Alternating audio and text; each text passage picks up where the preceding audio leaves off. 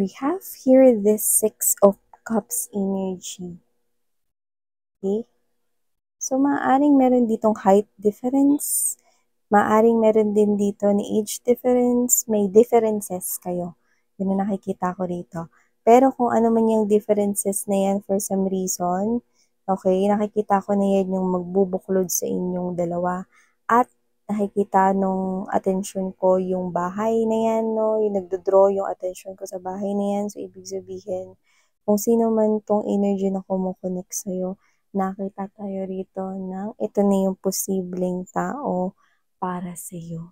Yan, no? Kasi for some reason, there's a sense of soul contract lingering into your energy, no? Na parang umaangkla sa energy nitong tao na to. Sino ba ito? Diba? At bakit nakukuha yung attention ko nung bahay na yon? Kasi when we say home, this person will be your home. Diba? See, look at that. We have here the Ten of Cups energy, your home, your family, someone you will build. Yeah, bahay na naman, no? With puno. Kanina with puno yun, diba? So, whatever the case may be, nakikita ko rito, no? Na itong tao na to ay makakasama mo sa anumang unos ng buhay. Yan. At, nasa isang stable kayo na connection. Okay? Walang malabong signal. Okay? Nakita ko na tuloy-tuloy rito ang inyong connection in love. Yan. Sino nga ba itong very impressive na energy na ito?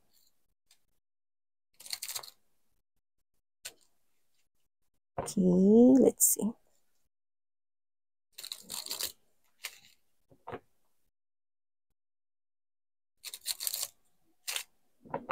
Okay, let's go ahead and check out more informations.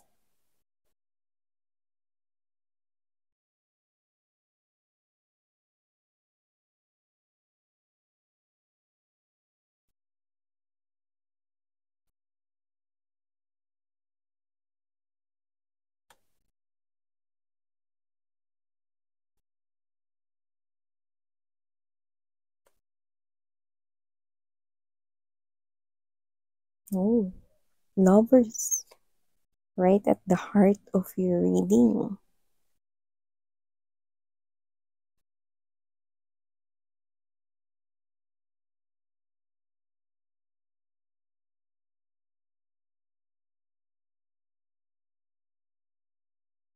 Okay.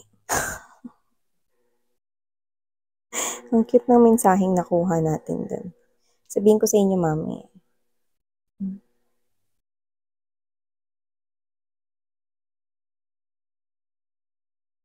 So, hey there mga my loves collective. Thank you so much for always staying here with me in the channel, babe. So, before we start talking more about this reading of yours, let me just say hi and hello new subscribers. By the way, my name is Yan. Welcome. At sa mga pabalik-balik na mga subscribers, thank you so much for your time and support here, no? So, wala tayong gender, babae, lalaki, LGBT, lahat kayo. You can flip rose if you want. Of course, you can do that. General reading ito, so just take how this resonates with you guys. Just pick up the messages na sa tingin mo ay feel connected ka, okay? And wala tayo ritong time period, timeless ito, so pwedeng ito ay tapos or nangyari na sa iba, pwede naman na nangyayari sa kasalukuyan or sa present moment, at pwede namang hindi pa at isang prediction sa inyong future. Pero so nakikita ko here mga babes, no? Yan. Meron ditong klase ng mensahe na sobrang nakukuha ko strongly with the presence of Tower right here. Dumating na. Yan o. Yan. Dumating na rito mga babes, no, ang oras with the Tower right here. Dumating na ang tamang oras upang maranasan mo itong bagay na to. Whatever is this is a very beautiful tower. So, So, nakikita ko rito with the presence of Knight of Cups energy and there's this Ace of Wands. See, look at that. You know. Someone here is coming towards your way. Someone here will definitely, ito na nga yung beautiful tower na yon, no? Finally, dumating na yung oras para ma-experience mo yung klase ng love na hindi mo pa na-experience ever. And for some reason, nakaka-pick up tayo dito ng mga energies, no, na pwedeng before, no, meron kayo ritong klase ng tao, no, na nagustuhan to the point na alam niya, no? Alam niya na mabait ka, alam niya na thoughtful ka, no? And for some reason, naririnig ko rin sa kanya, no, na parang, yun nga, no, meron kang soft heart, no? Meron kang kind heart, yun yung nakuha ko from that person, no? So, maaaring ito yung klase ng energy na pinaramdam mo sa kanya na gusto mo siya, no? Pinakita mo yun, sa pamamagitan ng pwedeng, yung mga bagay na pwede mong gawin, like pagluluto ng pagkain, pwede rin naman na pagbibigay mo ng mga little things like binibilhan mo siya ng coffee, no? Yung mga ganun, no? Yung mga little acts, no? Or little actions, no, na ginagawa mo para sa kanya. So, alam niya yun, no. Puwedeng itong person na 'to, no, is nakukuha ko sa energy niya, hindi niya kayang matumbasan yung kaya mong ibigay. So, hindi niya masuklian yun, hindi niya magawa na maibalik yun sa'yo. So, lumalabas na parang yun ay unrequited love. So, parang ikaw yung may gusto sa kanya, no, pero siya hindi ka niya nagustuhan or hindi umabot dun sa punto na kaya niyang tumbasan yung pagkagusto mo sa kanya. So, kung sino man 'tong energy na 'to, no, nakita ko rito na maaaring pinili niya rito na i-end mo yung iyong feelings and emotions para sa kanya. So, hindi nag-work yung gano'ng klase na relationship, no? Yung parang napagod ka for that person, you showed a lot of effort, no? Talagang pinakita mo na talagang deserve niya yung mga ginagawa mo at paglalaan mo ng oras para sa kanya. You're doing those things kasi you're showing him or her your intentions are pure, no? Natotoo ka rin sa mga ginagawa mo for him or her, no? Pero, yun nga, na parang lumalabas dito na dahil sobrang bait mo, hindi ka niya gusto ritong saktan, no? Hindi lumalabas na deserve siya sa buhay mo. Kaya mas pinili niya na lang na umiwas at lumayo sa'yo. Yan. So, kung sino man siya na nakikita ko rito, no, na kahit papaano may respeto siya rito, no, sa iyong feelings and emotions, no, kasi ayaw niya rito na parang dumating sa punto na talagang sobrang fell in love ka na sa kanya, no, tapos siya, andun pa rin siya sa pagwo-work, no, ng kanya ritong heart, no, para mahalin ka, no. So, hindi ko naman nakikita na meron siyang ibang taong nagugustuhan or what, no. It's just that hindi lang talaga dumating sa punto na talagang, pagmamahal yung naramdaman niya sa'yo, yun, 'no. So, maaaring hindi naging kayo kung sino man yung recent mo na naka-connect na yun, 'no. So, whatever that is, nasaktan ka dun kasi nga gusto mo na siya, eh, 'no. You fell hard already for that person, 'yan. Pero yun nga, 'no, tapos na yun, 'no, tapos na yun, tapos na mga babes, 'no. Dumating na ang tamang oras upang hindi ka na rito, 'no, mag-effort pa, 'no, para lamang piliin ang iba.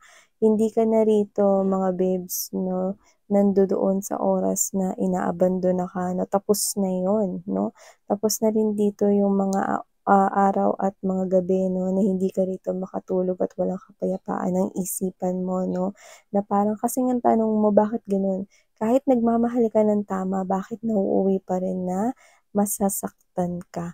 Bakit kahit ibinibigay mo na yun lahat, bakit parang kulang pa rin? So, yun nakikita ko rito sa energy mo, 'no. Pero tapos na yun, pinagdidiinan na dito ng tower na 'to dahil eto na, 'no, paparating na, dumating na mga babes, 'no, 'yan yung iba, nasa buhay niyo na 'to, 'no, puwedeng kakapasok lang sa mundo ninyo pero hindi mo pa nakikilala.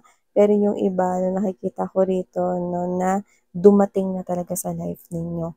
At kung sino man siya, nakikita ko rito that with the lovers, present right at the center of this reading, no doubt, okay? This is the one destined for you. This is the person the universe wants you to meet, and not just meet, but to be with you for the rest of your lives. Yeah, you heard it right. Your beautiful tower is right here, no? For some reason, I don't know why I'm picking up, okay? Weekends. So maybe there's a plan right here sa universe this coming weekends for, okay, some of you guys, okay? So prepare yourself for that. Might be weekend mo na siya mamimit, or might be may plano itong person na to na like a surprise this weekend for you.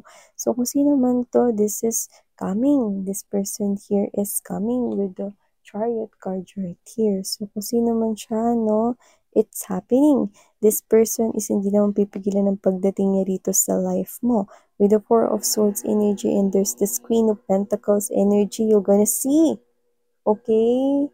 Wala kang kinakailangan gawin. Umpo ka lang sa trono mo, no?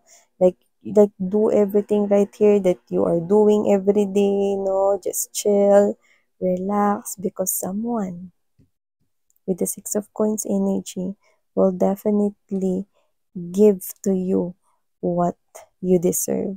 Okay? Yung, yung paghahangad mo, no, na may magmahal din sa'yo, no, ng kagaya ng kung paano ka magmahal, ayun din yung nakikita ko rito na tinataglay ng taong papasok na ito sa buhay mo. Hindi mo kinakailangang mag-effort sa relasyon na ito, no, para lamang mahalin ka niya or what, no. Hindi mo kailangan ipagsiksikan ang sarili mo para lamang magustuhan ka niya or what. Dahil itong tao na to ang nakatakda para sa'yo, itong tao na to ay mamahalin ka ng higit pa sa gusto mong mangyari sa relasyon nito. Ang taray, no? And for some reason, nakikita ko rito, no, that this is something here na gusto mo na ilihim or itago, no? Pwedeng ayaw mo itong i-post sa social media or ayaw mo itong ipagsabi sa lahat, no? Not because nahihiya ka for this person, no? You're too proud for this person here. Pero dito kasi parang ang dami mo kasing bashers. At sa tingin ko, alam mo yon. Kaya nakikita ko rito, no, na gusto mo lang na parang magkaroon ng privacy or private ang iyong love life, no? Ang iyong life, no, lalo na ang iyong love life. So nakikita ko rito na ayaw mo lang na pag-usapan ito, no, at ayaw mo rin na parang um, tawag nito, mapag-usapan ng iba itong relasyon na to, at ayaw mo lang rin na parang pinagpipiestahan, no? Parang ginagawang topic, or parang ayaw mo lang na may nakikisawsaw, mga nakiki-joiners, no, sa inyong connection. So, happy ka lang to keep this person here in your life silently. Yan ang nakikita ko rito, no? So, you are close from sharing this person here to anyone. So, you yourself, dito lang ako sa mundo ko kasama tong tao na to. Hindi ko kailangan ng mga opinion ninyo, feedbacks ninyo. Yan, no? Kung naiinis kayo sa akin at gusto niyo magsalita, no, bahala kayo dyan, pero dyan lang kayo. Hindi kayo pwedeng mangiilang sa life ko, lalo na sa love life ko. Yan, yung nakikita ko dito coming from your energy. Well, I must say that the time has come. Okay? It finally, okay, happened here na yung taong laan para sa'yo ay darating at darating sa tamang panahon na kailangan mo na siya. So, kung sino man tong person na to, no, alam ni universe kung kailan mo kailangan tong tao na to. At kung kailan niya ibibigay sa'yo to, no, yun ang perfect na oras, no, ng pagpasok niya. Perfect timing, kumbaga. At nandito na siya sa mundo mo. At nakikita ko na iingatan mo itong tao na to, no, pero mas iingatan ka niya at mas pag-iibayuhin niyang pagandahin pa ang inyong connection. Wow!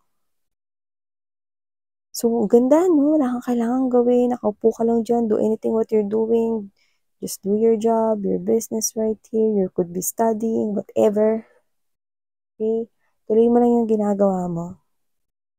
This is your, um, this is your moment right here to experience 'no, kung paano magmahal ng kagaya ng isang tulad mo. Ikaw, kung paano ka magmahal, ganun din yung pagmamahal na ibibigay sa'yo ng taong ito. Yan, 'no?